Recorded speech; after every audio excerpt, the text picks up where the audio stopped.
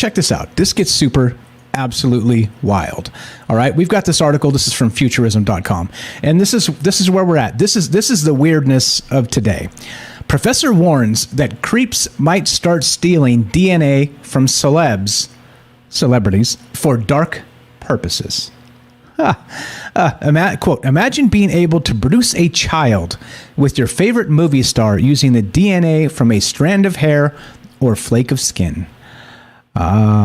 Yes, indeed. Yes, indeed. Are we live in all the places? Looks like we're okay. We're okay. Yep, there we go. All right. What's up, guys? Okay. All right. Just making sure we're good. Okay, look. Straight from the article. The notoriously murky waters of DNA ethics are about to get even murkier. In an essay for The Conversation, law professors from Georgia State University and the University of Maryland argue that genetic paparazzi could soon be coming after the DNA of public figures, including celebrities and politicians. That could throw the legal system into chaos, they argue, which could be bad news not only for celebrities, but for the general public as well. Between recent innovations in both genetics and reproduction, blurry public interest laws, and the lack of any firm precedent, courts are ill-equipped to deal with the potentially civilization-shifting, not to mention extremely creepy, consequences of celebrity DNA theft. For one, the buying and selling of alleged celebrity mementos is nothing new. From Britney Spears' gum to Justin Timberlake's half-eaten French toast showing up on eBay. Some of these items, if they're actually legit, could possibly contain viable genetic material. While those DNA samples may have been of little use to poachers in years past, genetic technologies have come a long way ever since. Scientists announced they had sequenced the entire human genome in 2003. And with those breakthroughs come new possibilities for seriously disturbing behavior. All right. And it gets into some of that in this article. Well, that's fine and well because, well, we're going to talk about this tonight. Now, the thing is regarding creepy, all right? Like I said, there's a few questions tonight as we start, okay? Number one, the first question is this. If you discard your DNA, is it fair for it then to become the property of whoever walks by and picks it up? That's the first question. Do you think that this actually needs to be revisited in Congress and, of course, the court system, or is this fine? It's like, hey, you threw your Chinese food away and somebody pulls your chopsticks, and bam, they've got a genetic copy of you. You think that's okay? I don't think that's okay. It's going to happen, okay? And weird stuff is going to happen as a result of this, including, or let's say up to and including, full-on cloning of people, right? And who knows when that's going to be a viable thing? Who knows if it's already happening in underground labs now? Who knows? That's the thing, right? How far along have we come in that technological space, okay? So that's the first question. Do you think it's acceptable if you throw away your DNA, since it's discarded, and somebody picks it up, now it's 100% legally theirs to do whatever they see fit? Is that okay? That's the first question tonight, okay? The next question, all right, the next question is, how deep do you think this rabbit hole goes? Meaning, what kind of nefarious things could you do with plucked DNA or discarded DNA from wherever the DNA happens, right? What kind of things, how deep does this go? All right. And, of course, the next question is, do you think this is fine? This is fine, right? This is fine. This is totally fine. This is the way the world is going. All right. Back to George Orwell a little bit, but I don't know. Okay. So to me, clearly this disturbs me because if it didn't, I wouldn't be talking about it. And again, you know me, I'm a glass half full kind of guy. I'm not here trying to tell you the end is nigh and there's going to be clones of you walking around in your neighborhood. I'm not trying to say that. But what I am trying to say is it definitely is an interesting concept as technology advances, right? We're told there's no such thing as a human, let's say, synthetic womb, okay? We're told that you can't do that. You have to actually, test tube baby, then you actually have to put them in an actual real, like, living womb, okay? That's what we're told. That's what we're told in this day and age. And, well, okay, I'm sure that's fine, right? I'm sure that's fine. I'm sure they've never in all these years tried to actually perfect a synthetic womb, because that would just be weird, right? Or maybe they have and nobody's telling us. Because, of course, the first thing you would do is try and create, what, the super soldier? Because, of course, that's what you would do, right? So, I mean, okay, look. And this is the whole point of this. This is the whole point of these conversations is to say that, what happens next? All right, what happens next with this? And if you look at this, there are some nefarious things already happening with DNA. Okay, and we're not just talking about what's up, Tim in the chat there says designer babies. This goes beyond that. We're talking about like literally, you could probably, let's say, fertilize an egg with, George Clooney's DNA if you just found his chopsticks from his Chinese food. You see what I'm saying? Like things start to get super weird with the level of technology that is becoming fast and furiously more available.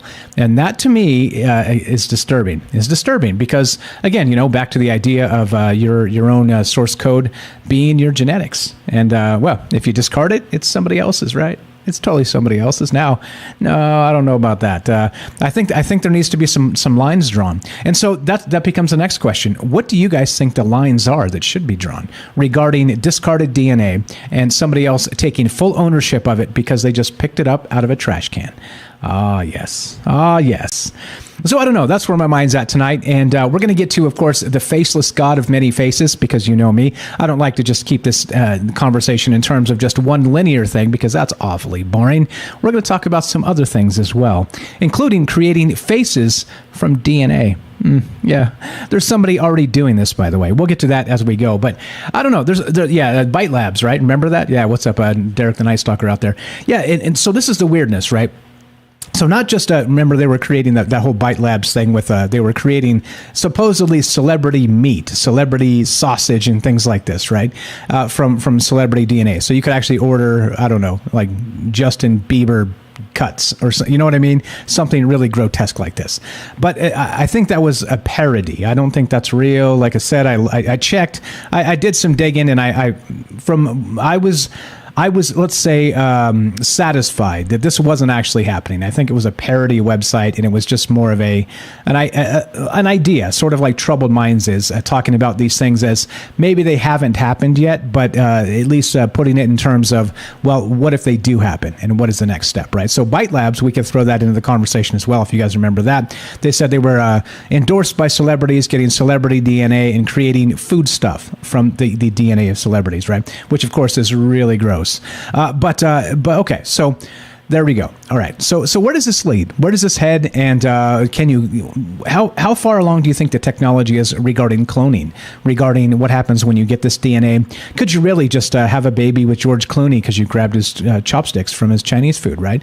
And that's the type of stuff that gets really terrifying when you start to think about how DNA and the technology regarding and surrounding the actual source code of human beings really has come in the last 20 years. So again, very much like last night, we talked about the idea of sentient machines, okay, sentient AI. And, 20 years ago, like I said, it was laughable. It was like, yeah, come on. We're so far away from that, right? But I don't know. 20 years from now, it may not be so laughable because of that, in light of the news from yesterday that we talked about in length on that show. But I think the same thing goes for DNA, right? You could probably say 20 years ago, oh, come on, Mike, you're being paranoid. You threw away your ice cream and nobody's going to make a clone of Michael Strange. Get out of here. Don't be stupid. Okay, that's fine, right? That's fine. That's fine. I get it. Yeah, probably. What about 20 years from now? And so we're in this really weird space of technology, the technology space of these things that literally 20 years ago were science fiction. And now suddenly, 20 years from now, may be science reality. And that's part of the problem, right? So I don't know. So that's where we start tonight. And there you go. How about bring back John Lennon or Bob Marley? There you go, says Daryl. That'd be super creepy, by the way. super, super creepy. But I mean, that's the thing. So let's talk about it. That's the idea. So we're going to get to the Faceless God. And of course, if you guys are Game of Thrones fans, you'll love this one. And I say this to you tonight. Valar Morghulis, and we'll get to exactly what that means and why we're talking about the Faceless God or the God of Many Faces, and of course how this fits with the DNA and DNA structures. So back to the questions. So the first question is, if you discard your DNA, do you think it should be legal for somebody to just pick it up and assume full ownership, to do with as they please? or do you think this needs to be revisited? First question. Second question is, how deep does this rabbit hole go? How nefarious do you think people could and will be regarding discarded DNA? For instance, right? You don't have to like follow George Clooney around and have him wait for him to drop his Chinese food in the garbage, right? That many places will tell you where George Clooney lives. So if you can get into those places, and I'm not suggesting anybody do this, so please don't do this. Okay, I'm saying that, right? It's not that hard to find out where a lot of these celebrities hang out or where they live and things like this. Don't do this. I'm saying for the weirdos out there, the stalkers and whatnot, the people that are thinking about doing this, don't do this. Okay, all the normal people too, don't do this. Okay, nobody do this. But I'm saying if somebody was very, very, let's say, impressed enough to do this, that it could be done. Okay, but then all right, we'll leave it at that. Don't do it. Don't even think of it. But the thing is, right, so how deep does that go, and what can you do with it? Could you actually have a baby with George Clooney, or with Brad Pitt, or with Angelina Jolie, or, right, all the way down the line? Or whatever celebrity impresses you, could you be like, boom, there you go. My new baby is going to have half the genetics of a movie star, right? Yeah.